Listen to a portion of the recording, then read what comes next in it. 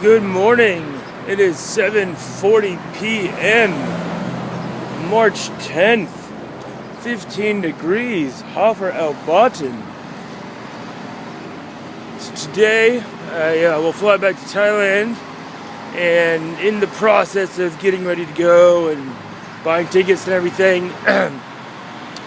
it really keyed in on the idea of living on purpose. And what I mean by that is making choices, everyday choices that funnel into a greater goal. And the best way I can talk about this is by planning your trip. You do many things that are all focused in on achieving that trip. Buying the tickets, packing your clothes, looking through your clothes, picking out music or movies you want to watch or listen to. And very rarely in life are we this focused. Very rarely do we push away all other things so we can devote ourselves to a single task. And we're so distracted by all the wilds of the internet, our friends, television, our desires, our guilty pleasures, chocolate, that most of us rarely get anything done. Most of us don't achieve what we want to achieve. Most of us don't even make to-do lists. And this is what I mean by living on purpose. Now, there's a good book called The Essentialist, which talks about this in greater detail and has all manners of small anecdotes about very successful people. But I'll kind of tame it back because it's just a 7-minute video on the walk to work. But I really think, I believe, it's a better word, that it's important to talk to yourself. It's important to say, what do I want to do today? Your name here. What do I want to achieve? And then write that down. And then notice when we're not doing those things. Notice when we're doing other things. Notice when and how we make decisions about what we do. Notice how we talk to ourselves in our heads.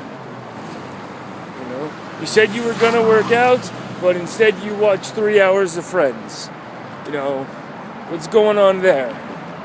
Now, how do you think about yourself? I told Dia this the other day that I am more apt to work out if I look at my belly. Oh, I gotta run.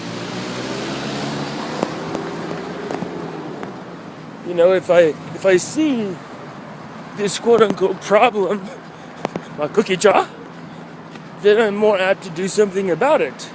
But if I wear clothes, shirts, I don't see the cookie jar, and therefore I'm less apt to work out. But if I see it, identify, okay, I can do something here now to help take a cookie or a crumb or a few chocolate chips out of the cookie jar. And I think this is something that we're not taught. I think this is something that is just expected, or people believe that it's in your genome. That if you're a focused person, you will be a focused person, period, end of story. And if you're not, well, I'm sure you're pretty or you're funny or whatever. And that being focused isn't a big deal. And I really think it is. I think that being focused on a daily and an hourly schedule is very helpful for getting things done. It also can be very, very revealing about who you are, what you like, and what choices you make. And these can make me, and they will make you feel very vulnerable and maybe not like yourself. And I think that's really important, that you see who you really are in those actions, in those moments where you decide, I'm going to be lazy. You know, I'm not going to work out. I'm going to play this game, or I'm going to talk to my friends. And in those moments, we can discover not just who we are, but what we need. You know, I am a sociable person. I need interactions with people. And knowing that can help me curtail those moments when I feel maybe guilty. You know, I am talking to someone. This is part of who I am. I need this to feel better about myself. That being said, it's also telling to say, hey, you spend maybe way too much time bullshitting with people at work. Why is that? Is it because you're scared of getting something else done? Is it because this is a habit? And again, you can start to work on that. Like it talks about in The Essentialist, it's important to question your actions and why you're doing something. You know, when do you check your email? You check it first thing in the morning? Does that dominate your mindset for the rest of the day? You know, do you make a to-do list? Does that dominate your mindset for the rest of the day? Do you have a morning routine? Or do you just kind of wake up like a spasm, and from the beginning of the day to the end of the day, you're just constantly flipping and flopping from one thing to the next, and at the end of the day, you have no idea what you have actually done. And I have been all of these things. I remember when I was just got in the Navy, and there were not a lot of distractions because we weren't allowed to have distractions.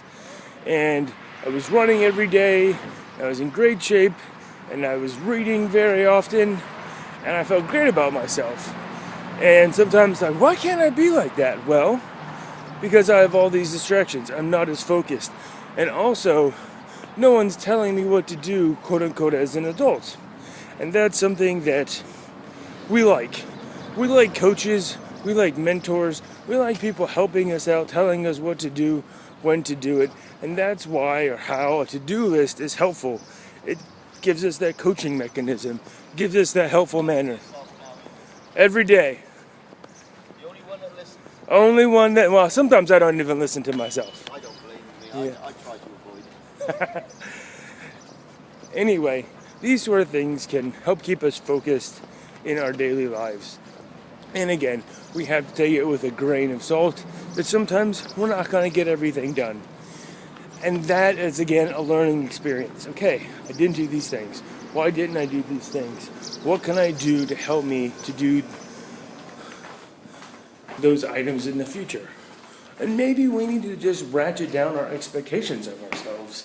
And then we can say, okay, like, I really can't get this much done. I don't have that much energy. What can I do? And start to focus in on that and stop having unrealistic expectations so we can get stuff done and feel good about it. Because there's only so much time in the day where we can work. And we all have different needs.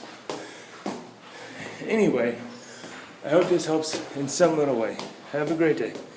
See you tonight, babe. Bye.